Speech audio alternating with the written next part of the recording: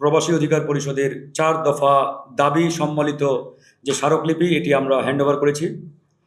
আমরা এর আগেও একাধিকবার আন্দোলন সংগ্রামে আপনার মিটিং মিছিলে সব জায়গায় বলে আসছি যে বাংলাদেশের অর্থনীতির চাকা যে দুটো ভিত্তির উপরে বা ফাউন্ডেশনের উপরে দাঁড়িয়ে আছে তার মধ্যে একটি হচ্ছে আমাদের প্রবাসীদের পাঠানো রেমিটেন্স, আরেকটি আমাদের বাংলাদেশের গার্মেন্টস। এই দুটো ফাউন্ডেশনের উপরে বাংলাদেশের সামগ্রিক অর্থনীতি ডিপেন্ড করে।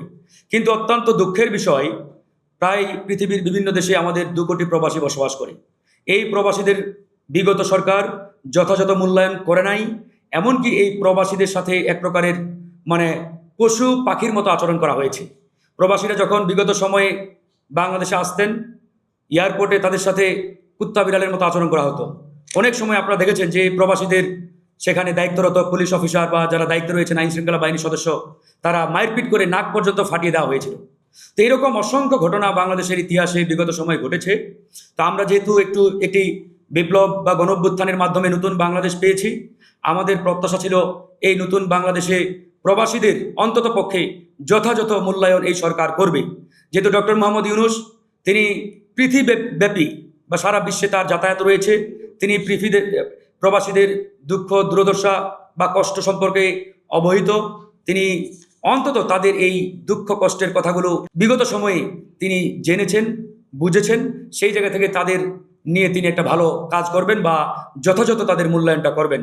কিন্তু অত্যন্ত আফসোসের জায়গা যে অন্তর্বর্তীকালীন সরকার এবং এই সরকারের দায়িত্বরত অ্যাডভাইজার যারা রয়েছেন, তারা প্রবাসীদের নিয়ে তেমন কোনো উদ্যোগ এই বিগত 1 বছরে আমরা নিতে দেখি নাই।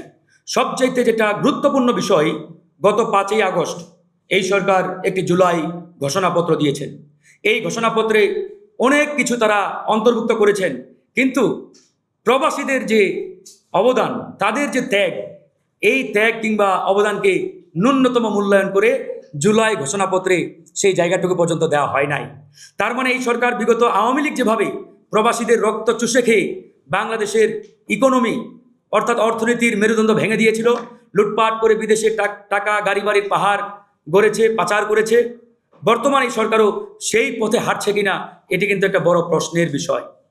আমরা আজকে যে 4টি দাবি এখানে দিয়েছি, তার মধ্যে অন্যতম একটি দাবি, যেহেতু জুলাই সনদ এখনো স্বাক্ষরিত হয় নাই, এই জুলাই সনদে প্রবাসীদের কথা অবশ্যই রাখতে হবে। প্রবাসীদের যে অবদান, তাদের যে ত্যাগ, এই ত্যাগের যথাযথ মূল্যায়ন এই জুলাই সনদে অন্তর্ভুক্ত করতে হবে। অন্যথায় বিগত আওয়ামী লীগের আমলে প্রবাসীরা যেভাবে রেমিটেন্স শাটডাউন দিয়ে আওয়ামী লীগের পতন ঘণ্টা বাজিয়ে দিয়েছিল, তারা কিন্তু এই সরকারের আমলেও সেদিকে যেতে বাধ্য হবে যদি না তাদের অবদানকে এই সরকার স্বীকৃতি দেয়। আমরা প্রবাসীদের ভোটাধিকারের কথা বলেছি।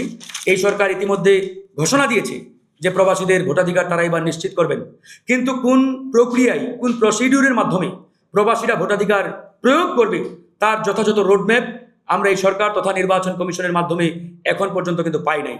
তো আমরা সরকারকে আহ্বান জানাবো যে অতি দ্রুত নির্বাচন কমিশন যাতে প্রবাসীদের ভোটাধিকারের ব্যাপারে কোন পদ্ধতি বা কোন প্রক্রিয়ায় সেই ভোটাধিকার তারা নিশ্চিত করবেন সেটা যাতে তারা প্রকাশ করেন।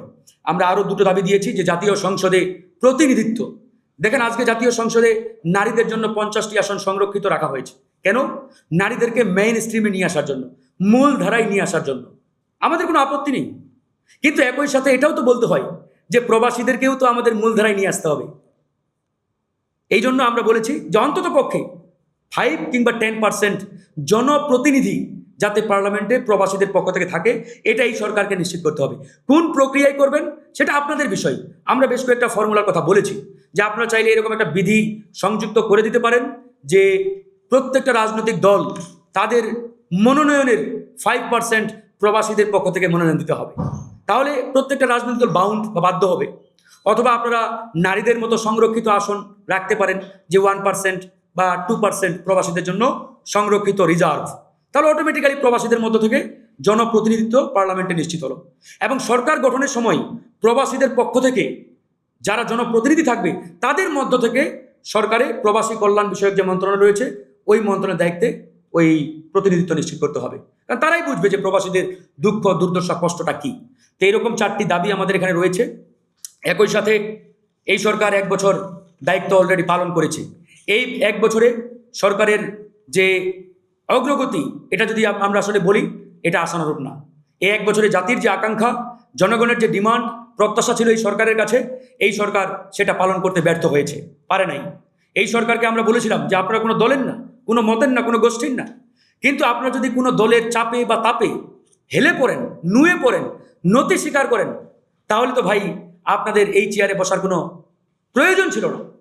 অনেকে অনেক কথা বলে, আমরা বলেছি ডক্টর মোহাম্মদ ইউনূস তিনি যেদিন চেয়ারে বসেন তিনি জানেন যে আমি একটা ভঙ্গুর বাংলাদেশকে বিনির্মাণের জন্য এই চেয়ারে বসছি, দায়িত্ব নিচ্ছি বাংলাদেশের।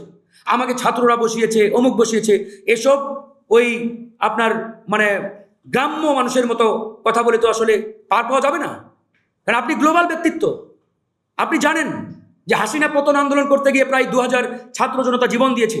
এরকম একটা বাংলাদেশকে বিনির্মাণের দায়িত্ব আপনি নিয়েছেন জেনে বুঝে।